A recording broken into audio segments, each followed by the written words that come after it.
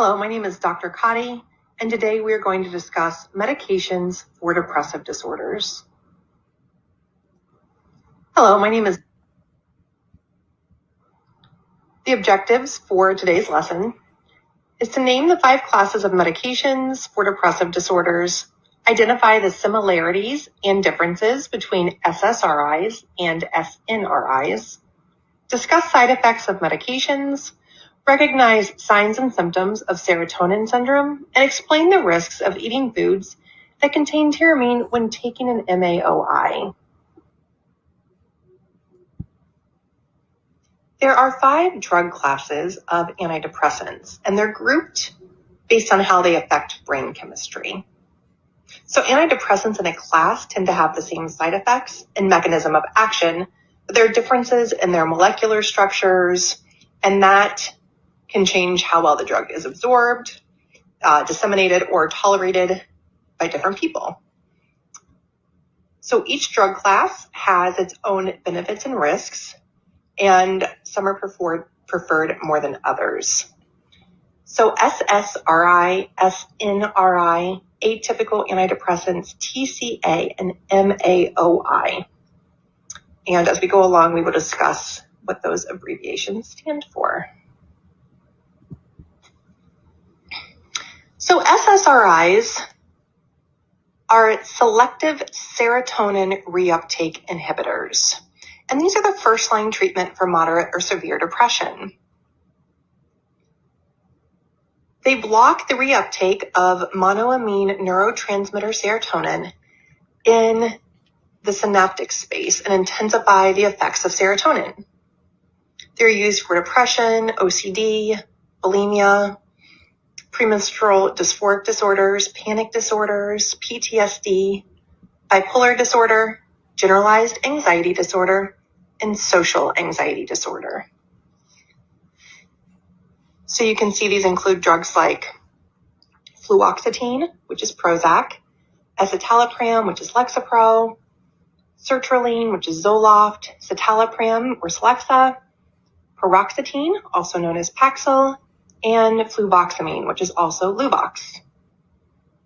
SNRIs, or serotonin norepinephrine reuptake inhibitors, increase the amount of these neurotransmitters in the brain. Duloxetine, which is also Cymbalta, venlafaxine, which is Effexor, desvenlafaxine, which is Pristiq, and also Fetzima, which I've seen rarely used in practice, are all SNRIs.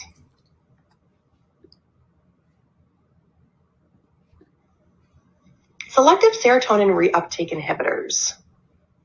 So complications of SSRIs could include sexual dysfunction. So inability to have an orgasm, inability to have an erection, or a decrease in sex drive. So make sure that you tell the patient ahead of time, hey, if these things happen, please let us know. Some of the medications, such as Prozac, can cause insomnia, agitation, or anxiety. So they may need to take the medication in the morning. If this happens and does not go away, though, it might be the wrong medication for the patient. Weight changes.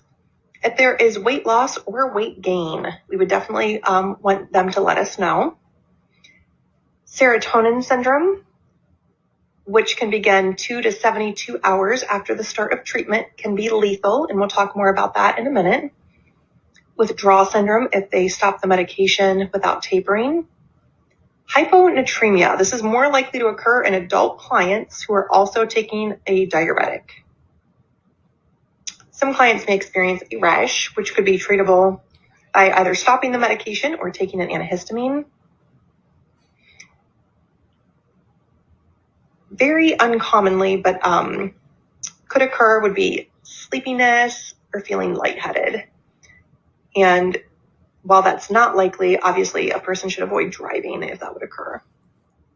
Any medication can cause GI issues. So if they have any gastrointestinal bleeding or ulcer, we would definitely want to know that. And bruxism.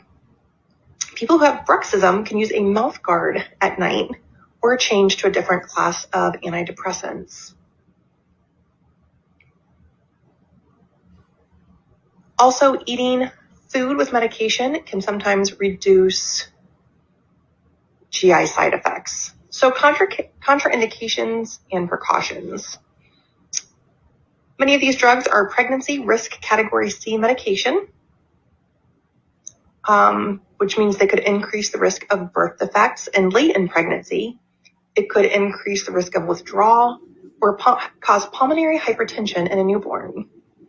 Individuals should not take SSRIs with SNRIs or MAOIs or TCAs. And we always have to exercise caution in clients who have liver or renal dysfunction, cardiac disease, seizure disorders, diabetes, ulcers, or a history of GI bleeding.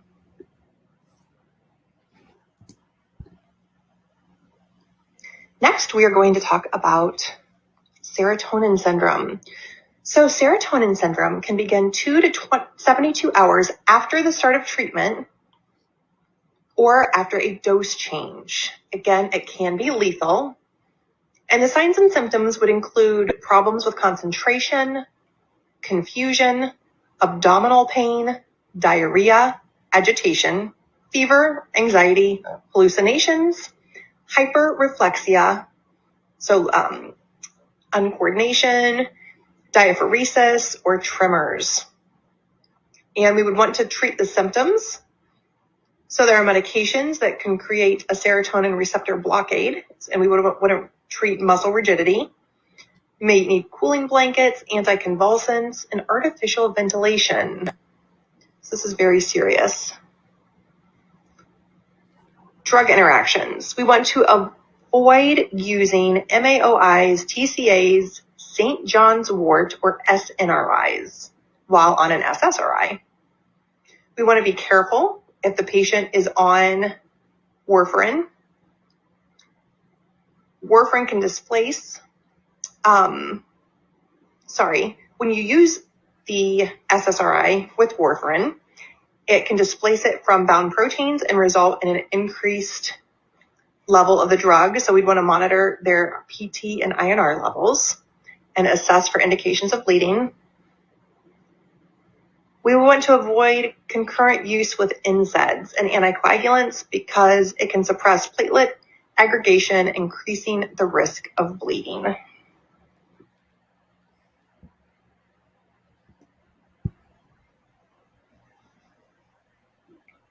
Nursing actions for an SNRI. We will want to monitor for adverse effects, which could include headache, nausea, agitation, anxiety, dry mouth, and sleep disturbance. We would want to monitor for hyponatremia, especially in older adult clients. Monitor for weight loss and increase in blood pressure. Discuss ways to manage the interference in sexual functioning, and you should not use duloxetine in clients who have hepatic disease or consume large amounts of alcohol. So it's important to know. We would want to avoid that. We would, excuse me. We would also want to have the client avoid abruptly stopping the medication. So mirtazapine or Remeron and trazodone are two medications that cause sedation, so it can help people sleep. Mirtazapine increases the release of serotonin and norepinephrine, and when it does that, it increases the amount of the neurotransmitters available for impulse transmission. So therapeutic effects can occur sooner and with less sexual dysfunction than with SSRIs, and the medication is generally well tolerated. Again, it causes sleepiness, so the patient's going to be tired. It also can increase appetite and cause weight gain, which can in turn elevate cholesterol. Trazodone is an agent that has moderate selective blockade of serotonin receptors, thereby increasing the amount of the neurotransmitter available for impulse transmission, and it can also be used with other antidepressants. It does cause sedation, so it should be taken at bedtime. And you need to exercise caution in clients who have cardiac disease. Priapism can be a serious adverse effect, and they should seek medical attention immediately if that occurs. So let's talk about the atypical antidepressant VIIBRYD. This medication blocks serotonin reuptake and also acts as a partial serotonin receptor agonist.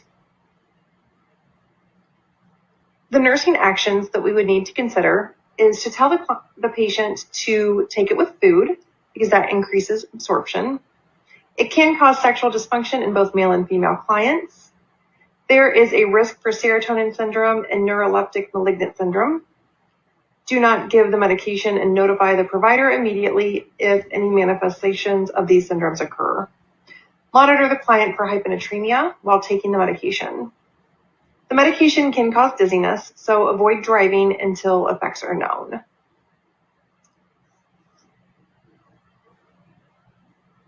What is neuroleptical malignant syndrome? The signs and symptoms of this would include high fever, so 102 to 104, muscle stiffness, profuse sweating, anxiety or other changes in level of consciousness, tachycardia, rapid breathing. The individual may be salivating, and we might even see kidney failure, heart and lung failure, lack of oxygen, aspiration pneumonia, and more acid in the body. So it's pretty serious side effects.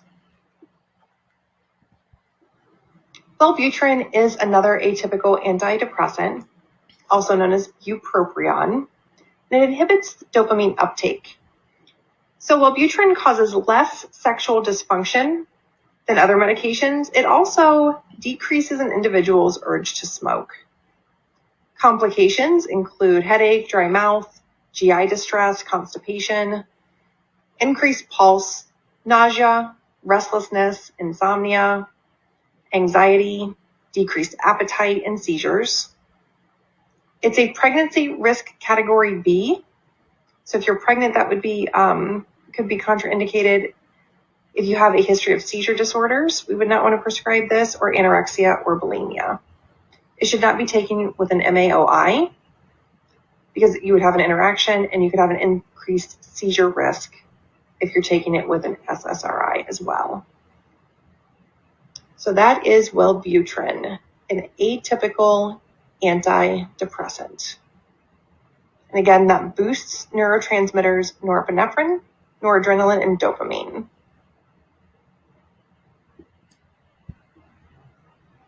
TCAs, or tricyclic antidepressants. These medications block reuptake of norepinephrine and serotonin in the synaptic space, thereby intensifying the effects of the neurotransmitters.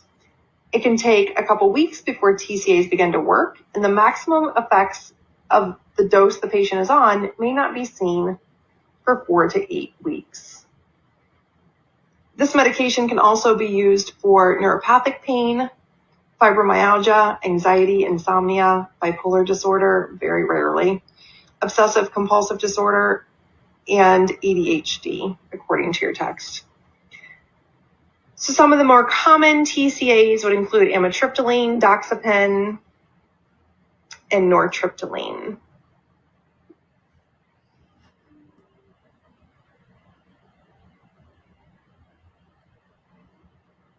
So complications of a TCA include orthostatic hypotension, anticholinergic effects. So remember, can't see, can't pee, can't poop, dry mouth. Sedation, toxicity, decreased seizure threshold, excessive sweating, increased appetite,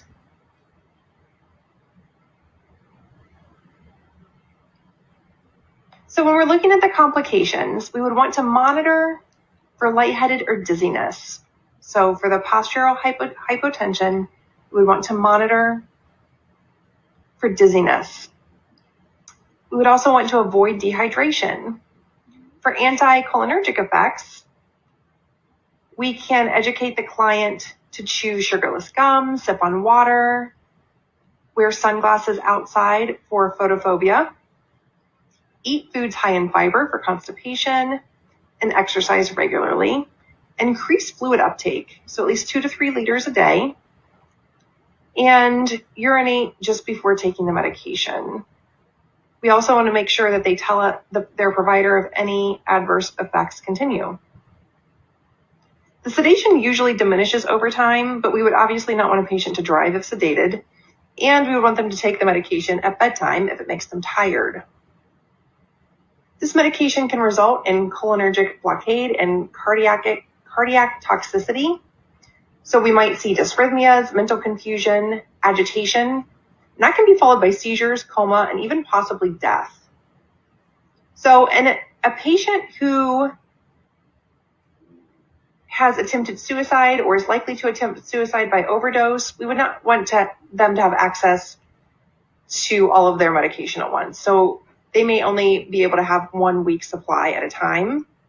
If they have a caregiver that can help them with their medication, we would want to obtain a baseline ECG, monitor vital signs frequently, and look for signs and symptoms of toxicity. We want to monitor clients who have seizure disorders and let the clients know that excessive sweating may be a side effect, so to tell their provider if that occurs. We want to observe the client's weight. They can self-report their weights weekly. And of course, always we want to encourage good nutrition and exercise because that decreases weight gain.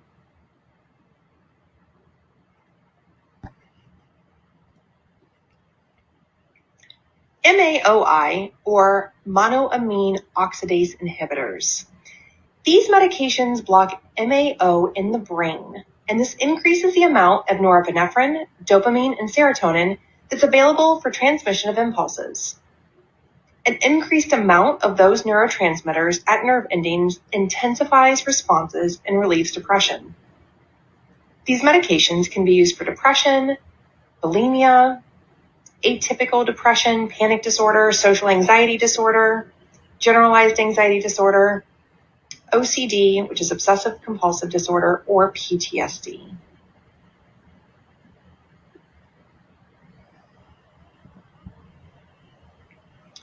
Monoamine oxidase inhibitors can have the following complications. CNS stimulation, which includes anxiety, agitation, hypomania, or mania. We'd want to educate the client to notify their provider if this occurs. They may experience orthostatic hypotension, so we want to educate the client to change positions slowly and monitor blood pressure and heart rate for orthostatic changes. These medications are not used very commonly because of the potential for a hypertensive crisis. This results from eating foods that include tyramine, and the severe hypertensive crisis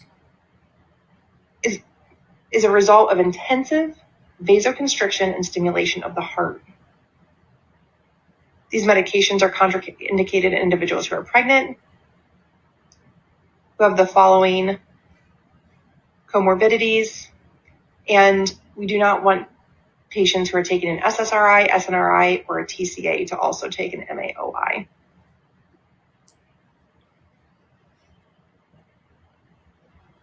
So let's talk more about the hypertensive crisis. Signs and symptoms would include a headache, nausea and vomiting, increased heart rate, increased blood pressure, diaphoresis, change in level of consciousness. And the foods that include tyramine include aged cheese, cured or processed meats like pepperoni or salami, avocados, figs, bananas, pickled or fermented vegetables, alcohol like beers or red wine, caffeine, chocolate, fava beans, and ginseng.